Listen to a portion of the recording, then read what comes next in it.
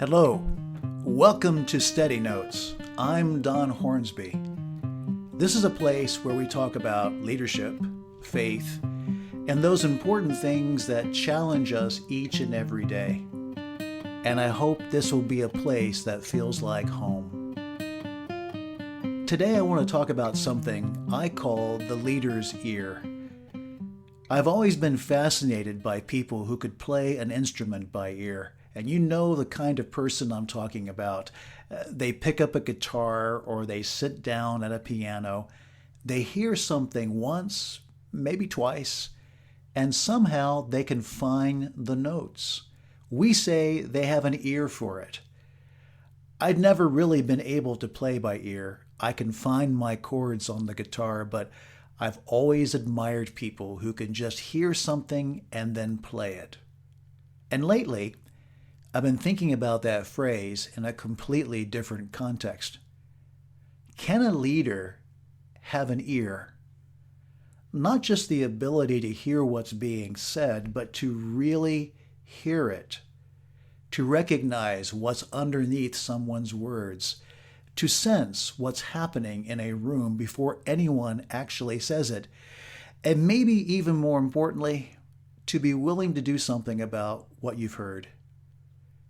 I think that's what I call the leader's ear.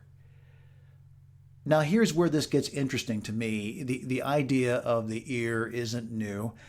You find it throughout ancient literature and especially in the Bible.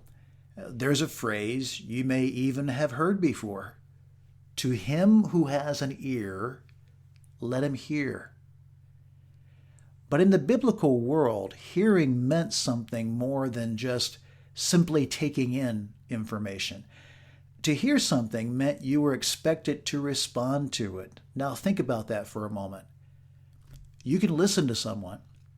You can understand every word that they're saying. You can even nod your head and tell them you understand.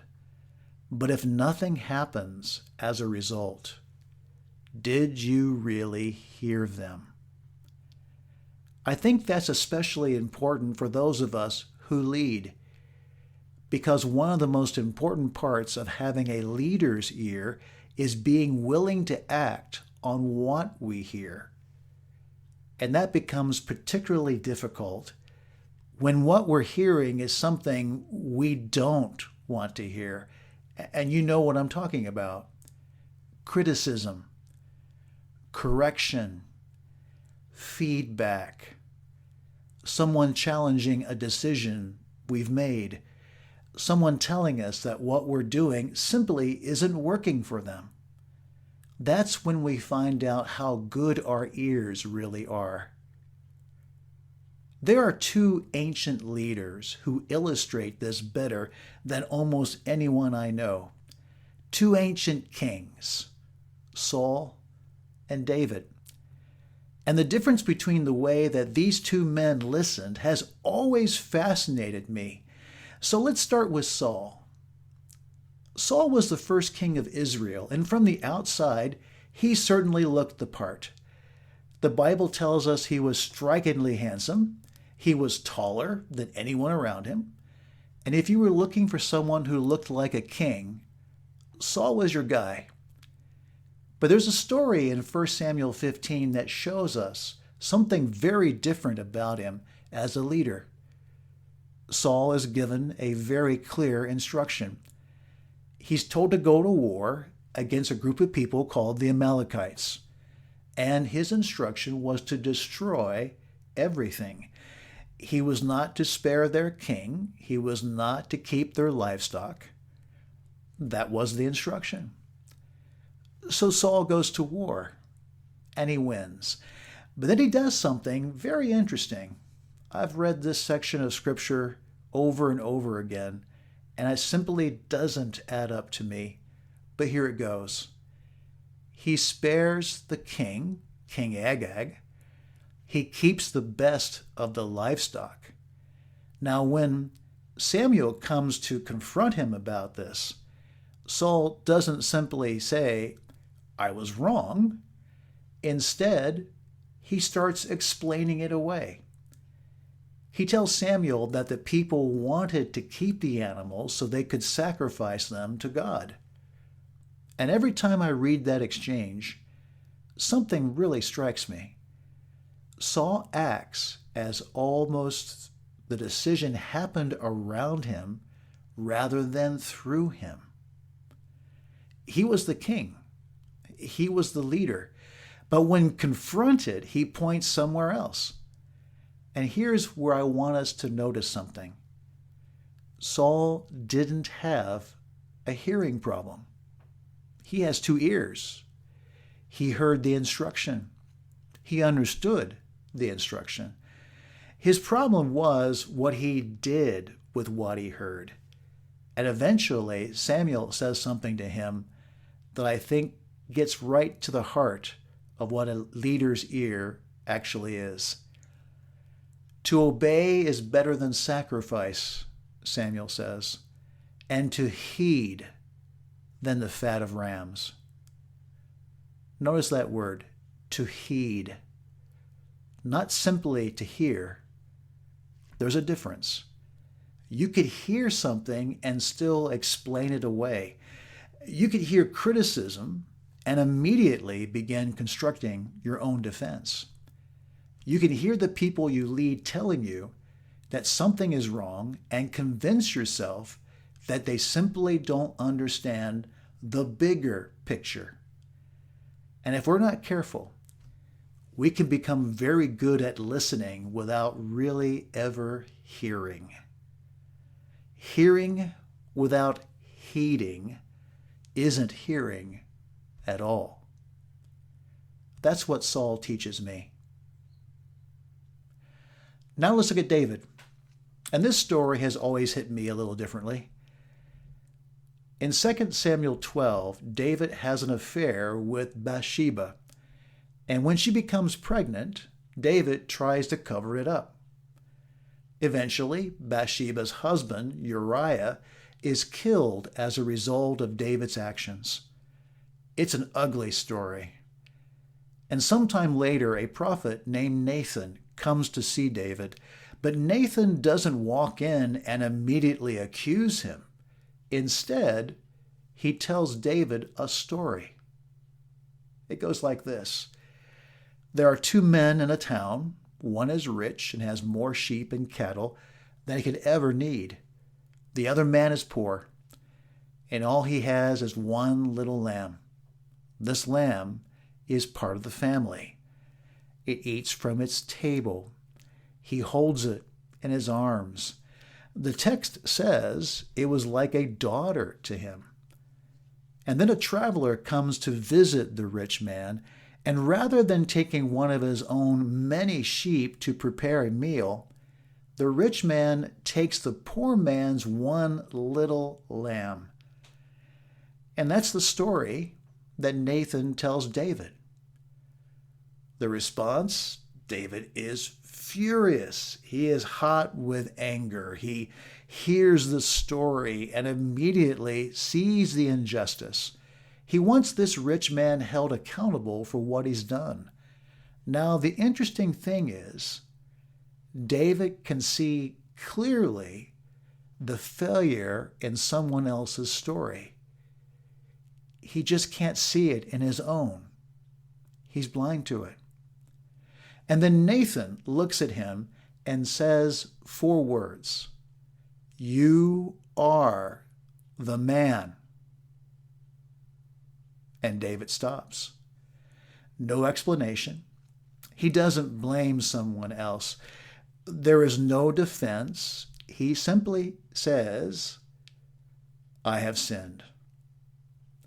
Now think about the contrast. Saul was confronted with his failure and he started explaining it away. David was confronted with his failure and he stopped. Now, that doesn't make David's actions less terrible. They're catastrophic. It's an ugly story. And when the truth finally reached him, he allowed it to land. That's the leader's ear. Not a leader who never gets it wrong, not a leader who never fails at anything, but a leader who could hear something painful and true about himself and resist the urge to immediately defend himself. So there you go. Two kings, two types of ears. Saul heard the truth and negotiated with it. David, on the other hand, heard the truth, but he let it undo him right where he stood. And I think there's something there for every one of us who leads. Now, you don't have to be particularly religious to see what these two stories have to say about leadership, because most of us aren't leading kingdoms. We're not talking about kings and battles. We're leading businesses. We're leading teams, churches, and nonprofit organizations, communities, and maybe more importantly, and I do believe this is most important, our families. Now, our conversations don't usually happen in throne rooms. They happen around conference tables, those daily places like kitchen tables, the places where life happens, our life happens. But the question is still the same for each and every one of us. Can we hear? Can we hear something about ourselves that we don't particularly want to hear? Can someone challenge a decision we've made without us immediately becoming defensive?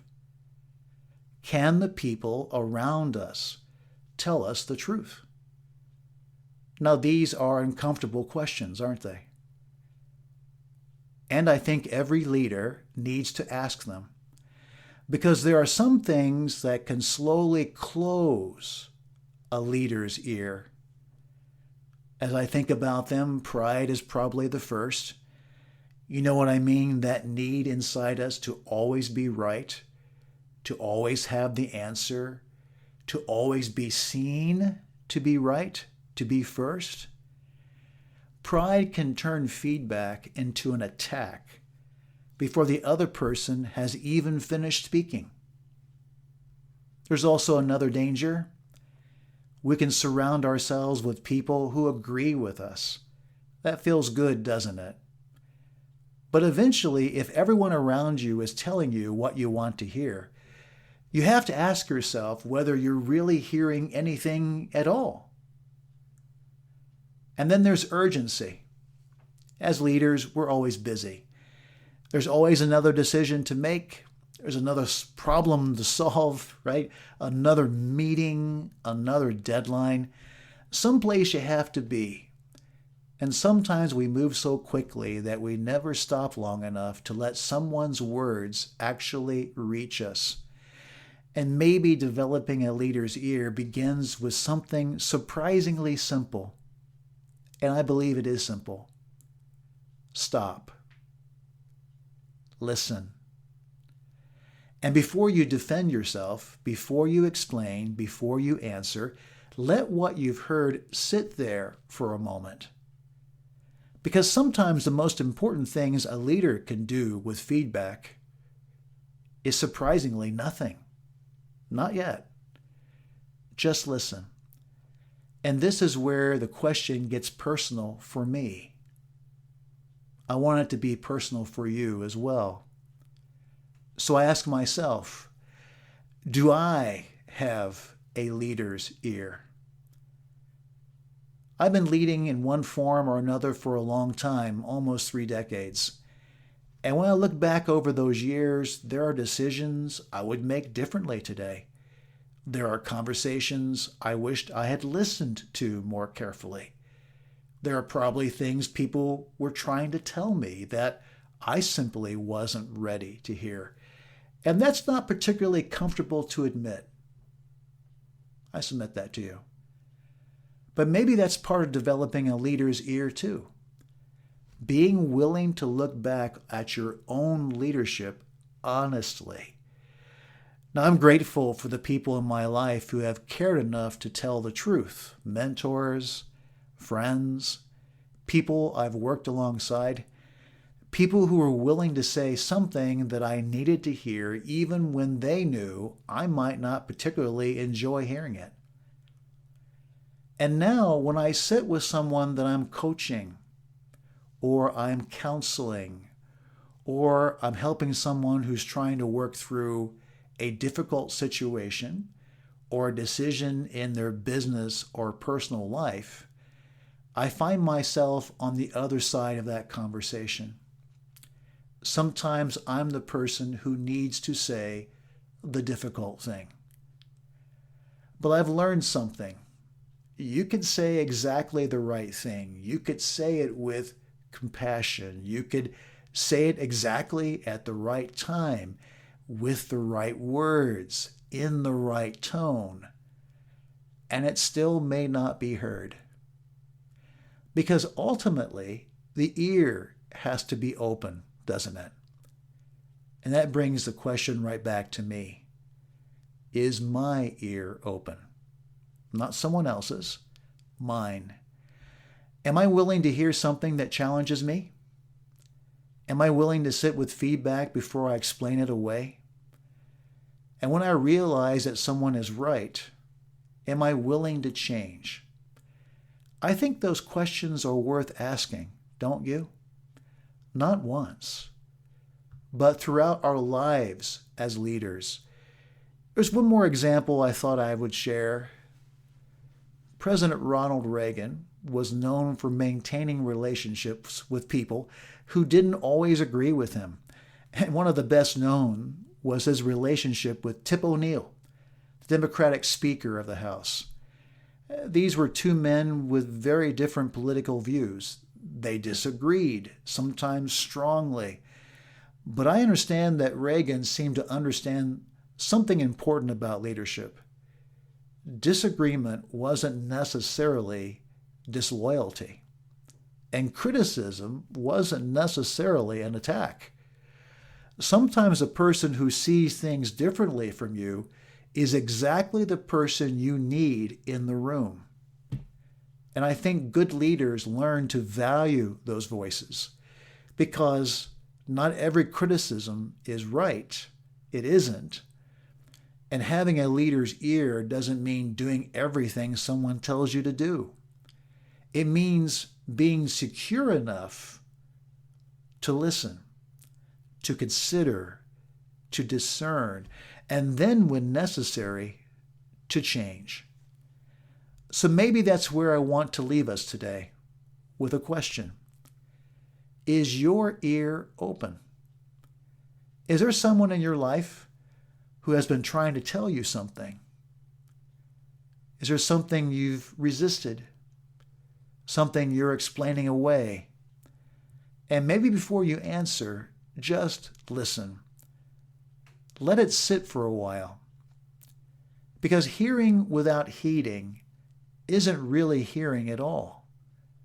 And the people we lead deserve leaders who are strong enough to stand and humble enough to listen. That's something I'm still learning, and maybe you are too. Thanks for spending these few minutes with me. Until next time, this is Steady Notes. I'm Don Hornsby. Stay steady.